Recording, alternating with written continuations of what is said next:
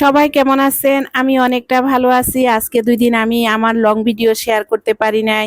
এজন্য আমি আমার বন্ধুদের খবরও নিতে পারি না। আপনারা সবাই কেমন আছেন? কমেন্টসের মাধ্যমে জানাবেন। আমি ডিম আগেই ভেজে রেখেছি। ভেজে রেখে আমি পেঁয়াজ দিয়ে ভুনাটা বসিয়ে দিলাম। সেটা এক ঝলক আপনাদের সাথে শেয়ার করলাম।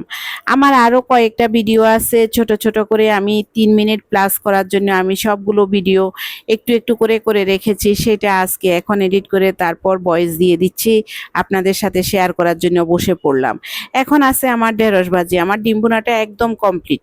তাও ঢেঁড়স ভাজিটার মধ্যে আমি যদি ডিম ভুনা না দিই, বেশি করে পেঁয়াজ দিয়ে তারপর আমি ঢেঁড়সটা বসিয়ে দিলাম, হলুদের গুঁড়া, পরিমাণ মতো লবণ দিয়ে কাঁচামরিচটা দিয়ে দিলাম। দিয়ে আমি তারপর ডিমটা ভেঙে নেড়েচেড়ে নামিয়ে ফেললাম। এরপর আছে আমার মুগ ডাল দিয়ে পেঁপের ডালনা।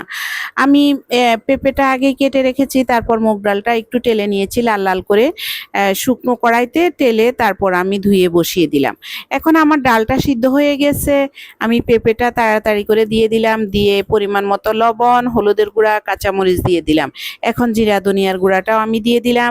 দিয়ে আমার কিন্তু পেঁপে আর ডালনাটা সিদ্ধ হয়ে গেছে। এখন আমি সোমবারে দিয়ে দিব।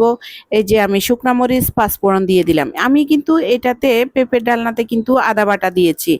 একটা দেখালে একটা দেখাতে মনে থাকে না। যখন আমি ভিডিও করি না তখন যে আমি কিভাবে রান্না করি, আপনারা কেউ দেখলে বলবেন এত দ্রুত কিভাবে রান্না করেন, সব মশলা বেটে বুটে আমি মানে খুব তাড়াহুড়ো করে রান্না করে ফেলি। তো যাই হোক, আমার এদিকে মাছের তরকারিটাও হয়ে গেছে। আমি নাইলটিকা মাছ ভুনা করেছি, সেটাও হয়ে গেছে। ঝোলটা আর একটু টেনে যাবে। এইদিকে গরম, প্রচুর গরম পড়েছে। এখন দই না বসালে তো হবে না। তো প্রতিদিন সকালবেলা আমার হাজব্যান্ডকে দই চিড়া দিতে হয়।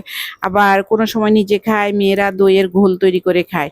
এখন আবার দুধটা আগে জাল করে রেখেছি। এখন দইটা বসিয়ে নিলাম তাড়াহুড়ো করে। আবার দইটা এখন বসিয়ে রেখে দিব। তো আবার সন্ধ্যার মধ্যে আমি দইটা নিয়ে উঠাবো, কারণ দইটা না উঠালে সন্ধ্যা হলেই আমার হাজব্যান্ড অফিস থেকে আসলে দইয়ের ঘোলটা করে দিতে হয়।